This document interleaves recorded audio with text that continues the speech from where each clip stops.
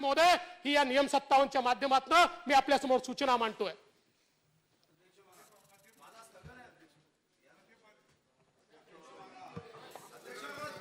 अध्यक्ष महोदय,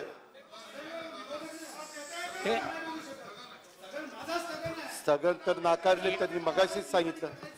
महाराज,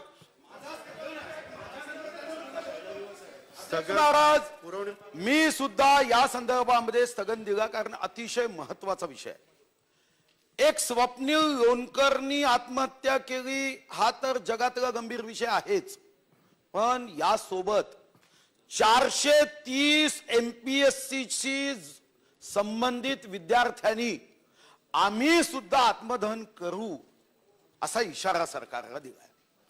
अध्यक्ष महाराज, आज जर 430 विद्यार्थी सरकारला निवेदन देत आहे, विनंती करताय, अध्यक्ष महाराज कालपासून साधारणतः 100च्या वरती विद्यार्थ्यांनी महाराष्ट्रातून दूरध्वनीच्या माध्यमातून आम्हाला एक आमदार म्हणून सूचना केली की हा विषय माननीय मुख्यमंत्री महोदय व सभागृहाला अवगत करा। अध्यक्ष महाराज, सन्माननीय विरोधी पक्ष नेत्यांनी जी भूमिका मांडली, आज विद्यार्थ्यांमध्ये निराशा आहे। आपल्याला आठवत असेल अध्यक्ष महाराज, मी तुम्हाला तारीख आणि वेळ सुद्धा देतो।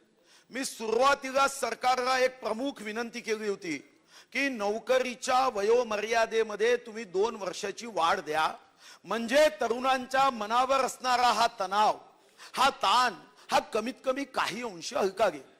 पण मला आठवतं की इथं सन्माननीय राज्यमंत्री सार्वजनिक बांधकाम दत्तात्रय भरणेजींनी मला पत्र पाठवलं की अध्यक्ष महाराज, या राज्याचे सरकारपेक्षा स्थिर असणारे अधिकारी ज्यांच्या घरी कधीच काही घटना होऊ शकत नाही, त्यांनी फाईलवर लिहिलं की विद्यार्थ्यांना वयोमर्यादेमध्ये वाढ देण्याची आवश्यकता नाही।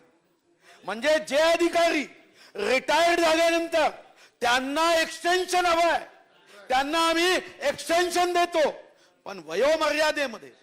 अध्यक्ष महाराज, मी हा शब्द वापरत नाही, पण तुम्ही अध्यक्ष महाराज त्या स्वप्नीलच्या आईचा व्हिडिओ हा इथं स्क्रीन लावून या सर्व सभागृहाला दाखवा।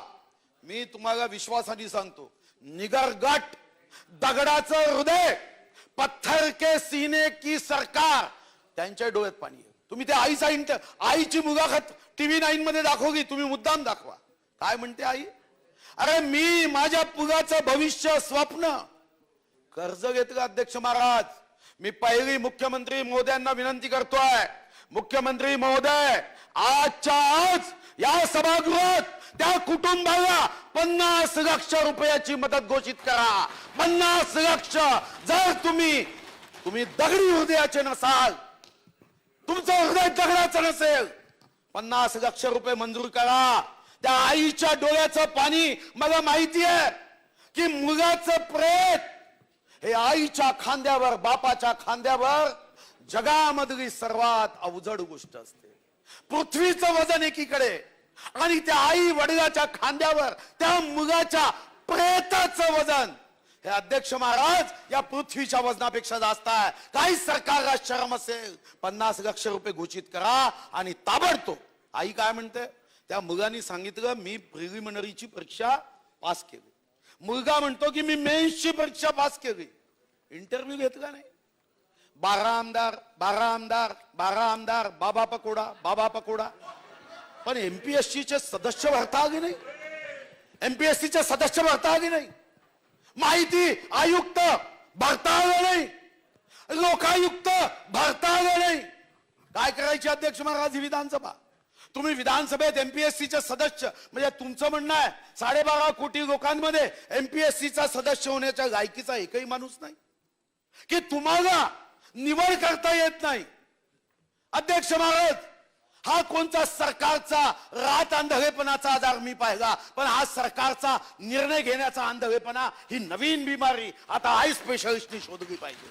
अध्यक्ष महाराज, काय म्हणते ती आई? ती आई म्हणते की माझी भावना जगापर्यंत पोहोचवा। भाऊ बच्चू भाऊ नका बोलू, अशा गंभीर विषयावर नका बोलू। तुम्ही एक संवेदनशील मनाचे आहे। तुम्ही त्या आईचं आईचं जर व्हिडिओ ऐकाल बच्चू हो, मी तुम्हाला घेऊन देतो, तुम्ही बघू नका. काय म्हणाले अध्यक्ष महाराज? अध्यक्ष महाराज, अध्यक्ष महाराज, चर्चा का झाली पाहिजे? चर्चा यासाठी झाली पाहिजे की पुन्हा एमपीएससीच्या जे विद्यार्थी या एमपीएससीच्या परीक्षा देऊन वाट पाहत आहे, त्या विद्यार्थ्यांच्या मनात जी आत्महत्येची भावना निर्माण झाली, जी दोषी व्यवस्था आहे, कोण अधिकारी आहे अध्यक्ष महाराज की ज्या अधिकाऱ्यांनी एमपीएससीच्या परीक्षा थांबवल्या? भाऊ, मुद्दा सगळा अतिशय